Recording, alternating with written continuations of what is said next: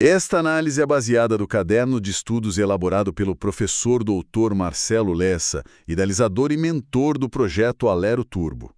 Hoje, vamos detalhar o caderno SP-ASS-19, com o tema central, Rotinas de Protocolo. Ok, vamos mergulhar nisso. O assunto de hoje parece até simples, né? Mas é o verdadeiro sistema circulatório de qualquer órgão público, o setor de protocolo. Exato.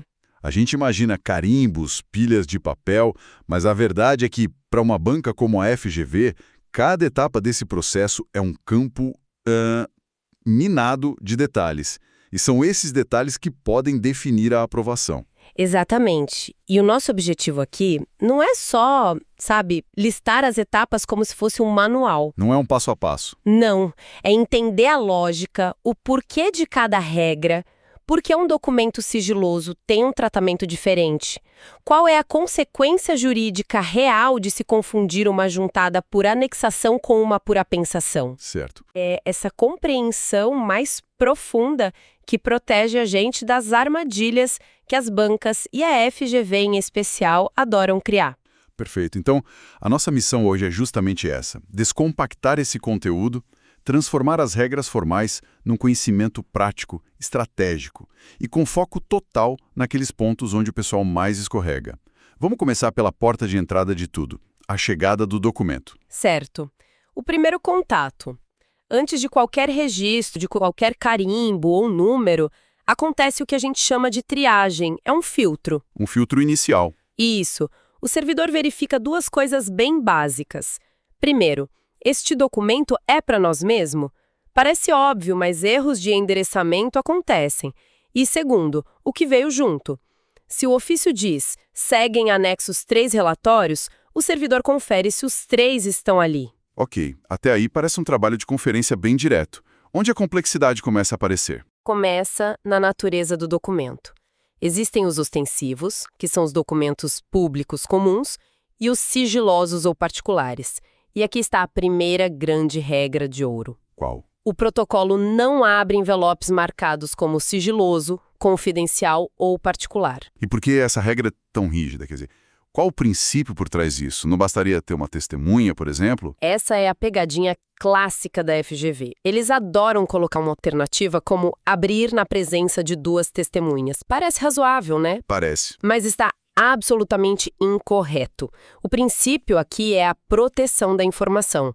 É a cadeia de custódia. A responsabilidade pelo conteúdo sigiloso é do destinatário final, da autoridade. Ah, entendi. O protocolo é um intermediário, um carteiro qualificado, digamos.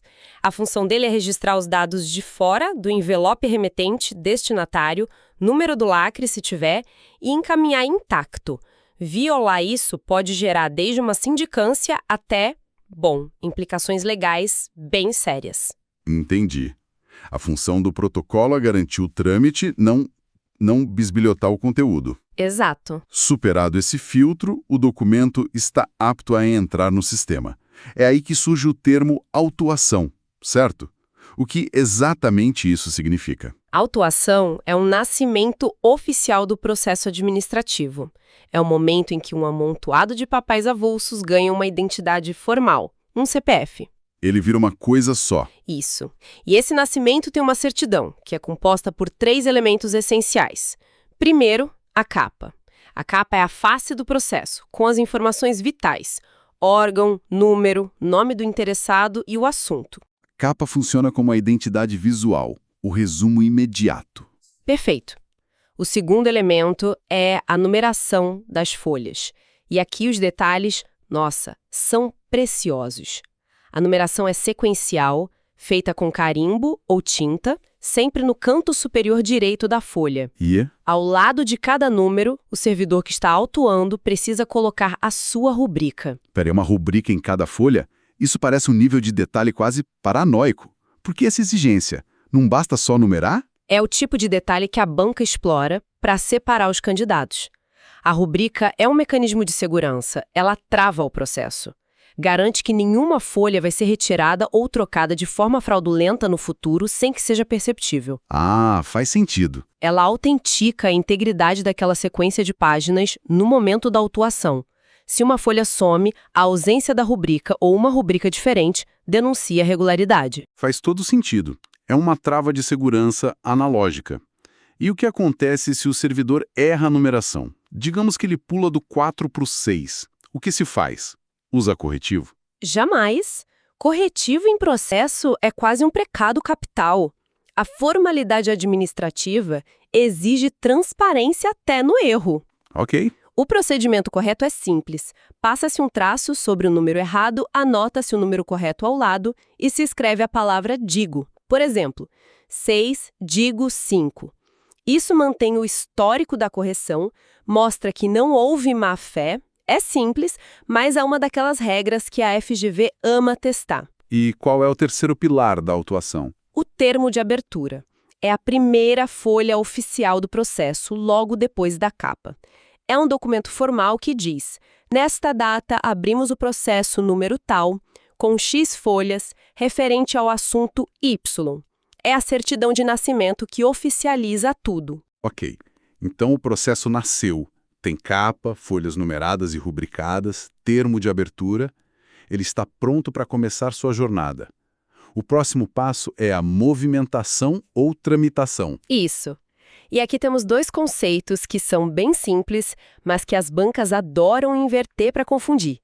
São eles: distribuição e expedição. Qual a diferença crucial entre eles? É o destino. A distribuição é o fluxo interno. É quando o processo sai do protocolo e vai para a mesa do diretor, para o jurídico, para o setor de finanças, tudo dentro do mesmo órgão. Dentro de casa. Isso. Já a expedição é o envio para fora. Quando o órgão precisa mandar o processo para outro ministério, para o Tribunal de Contas ou de volta para o cidadão. Então a linha divisória é o próprio órgão. Se o documento está passeando dentro de casa, é distribuição. Se ele saiu para a rua, é expedição. Perfeito. A armadilha da FGV seria criar um cenário ambíguo. Tipo, o processo foi enviado da Secretaria de Educação para a Secretaria de Saúde do mesmo município. Alguns poderiam pensar que, por serem secretarias diferentes, seria expedição. Mas não. Se a gente considera a prefeitura como um único órgão, ainda é uma distribuição interna. A chave é sempre pensar nos limites da entidade, tá? Certo. Agora vamos entrar no que talvez seja a parte mais densa e, imagino, mais cobrada em provas.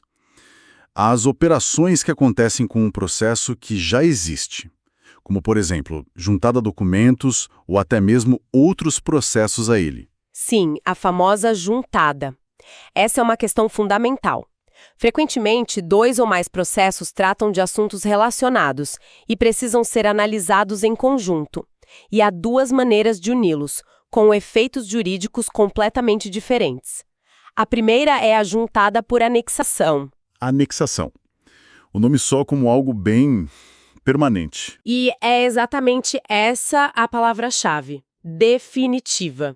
A anexação é como um casamento sem divórcio no mundo dos processos. Gostei da analogia. Um processo acessório, de menor importância, é incorporado a um processo principal e se torna parte dele para sempre.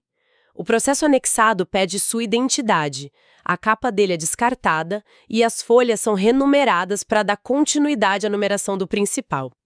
É um caminho sem volta. E qual seria um exemplo prático disso? Imagine um processo principal sobre a construção de uma escola. Depois surge um processo acessório tratando da licitação para comprar as carteiras dessa escola. Ok. Como as carteiras só existem por causa da escola, faz todo sentido incorporar permanentemente o processo das carteiras ao processo da construção.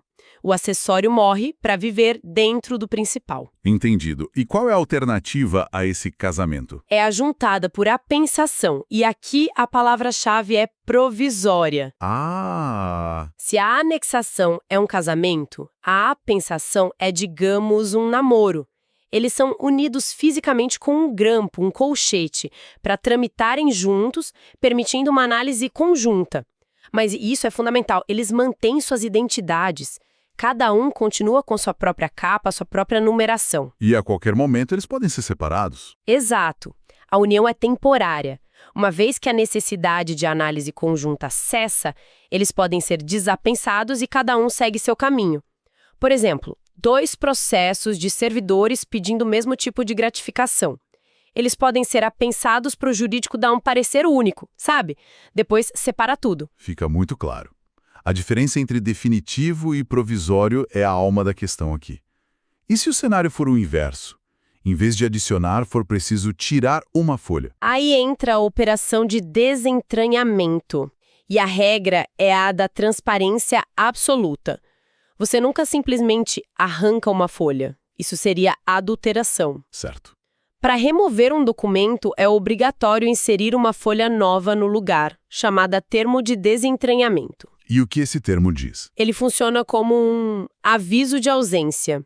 Ele informa qual folha foi retirada, o motivo e para onde ela foi. Por exemplo, desentranhada a folha 35 por se tratar de documento pertencente a outro processo. Isso justifica a quebra na sequência numérica e mantém a rastreabilidade. Nada some misteriosamente. Cobrimos a jornada e as principais cirurgias de um processo.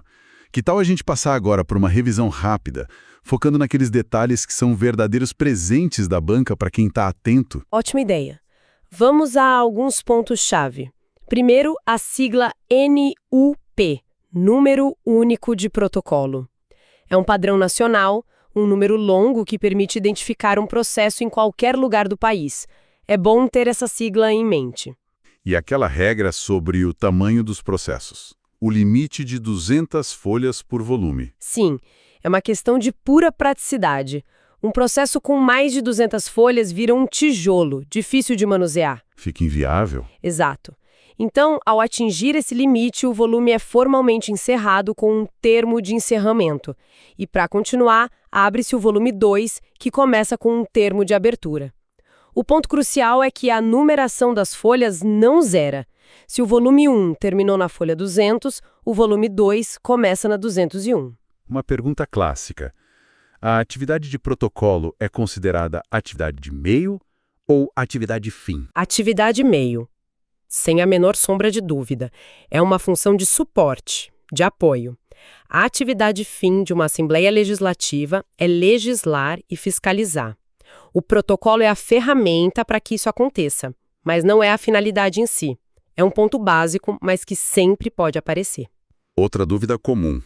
E rascunhos, minutas de documentos, isso é protocolado? Não. O protocolo lida com documentos oficiais, prontos para produzir efeitos. Uma minuta é um esboço, uma versão de trabalho. Ela só ganha número de protocolo depois de ser finalizada, assinada e se tornar um documento oficial. Perfeito. E para fechar essa rodada, vamos voltar àquela questão da anexação ser definitiva. Você disse que é um casamento sem divórcio, mas existe alguma brecha? É possível a desanexação? Essa é uma nuance fantástica, perfeita para uma questão de alto nível. A teoria diz que não, que a anexação é irrevogável. O ato de desanexar um processo inteiro não existe.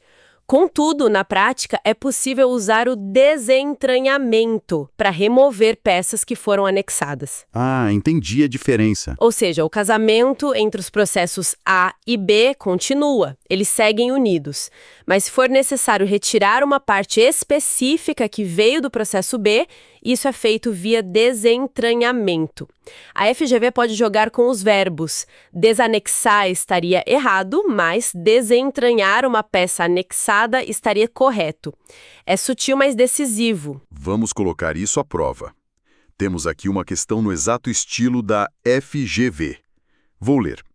Um processo administrativo A, principal, precisa ser analisado juntamente com o processo B, acessório, para instrução, mas ambos devem conservar suas identidades e podem ser separados posteriormente. A operação correta a ser realizada pelo setor de protocolo é a juntada por, e as opções são A, anexação, B, incorporação, C, fusão, D, apensação e E, entranhamento. Ok. Vamos dissecar o enunciado, que é onde a resposta quase sempre se esconde. Deixa eu tentar.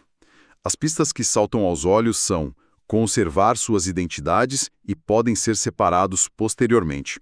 Essas duas frases gritam caráter temporário. Isso. Se é temporário, não pode ser anexação, que a gente acabou de ver que é definitiva. Incorporação e fusão são, basicamente, sinônimos de anexação.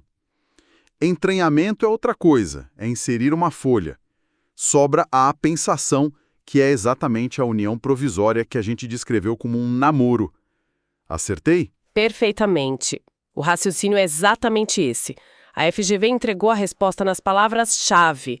Quem domina os conceitos de definitivo versus provisório e manutenção da identidade resolve essa questão em segundos. É um exemplo claro de como entender a lógica é mais poderoso do que decorar. Fica muito claro que esse trabalho do protocolo, que parece tão burocrático, é na verdade a espinha dorsal da organização e da legalidade no serviço público, né? Cada regra tem um propósito muito claro. Sem dúvida. Como a reflexão final do material destaca, o protocolo é o coração que bombeia a informação para o órgão. Um erro ali, um documento perdido, um prazo não registrado, uma juntada errada. Vira uma cascata? Um efeito cascata devastador. Pode atrasar uma obra, negar um direito a um cidadão, comprometer uma licitação. A atenção a esses detalhes não é só preciosismo de concurso. No mundo real, é o que garante que o processo seja justo, célere e transparente. E para inspirar os estudos, fica a mensagem que o professor Lessa compartilha de Eclesiastes 9:10. Tudo o que a tua mão encontrar para fazer, faze-o com todas as tuas forças. Para encerrar, vamos levar essa discussão um passo adiante. A gente falou muito de papel, carimbo, rúbrica, tinta. Mas a realidade é a transição para o processo 100% digital. Como esses princípios fundamentais que discutimos se adaptam a esse novo mundo? Ótima pergunta. A segurança aumenta ou ela apenas muda de natureza? Essa é a grande questão atual. Em tese, a segurança aumenta.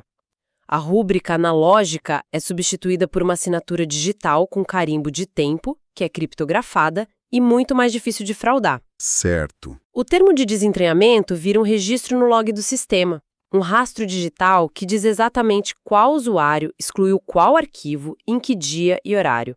A rastreabilidade é teoricamente perfeita. Mas qual é o desafio, então? Onde está a nova vulnerabilidade? O desafio é cultural e tecnológico. É garantir que o sistema seja robusto contra ataques e que os servidores sejam treinados para não cometer erros que no mundo digital podem ser mais difíceis de reverter.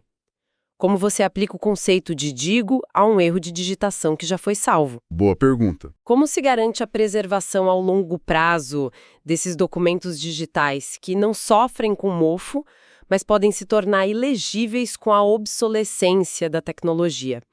Os princípios de publicidade, segurança e integridade permanecem os mesmos, mas as ferramentas e os riscos são completamente novos. Esta análise foi baseada no material do professor Dr. Marcel Lessa.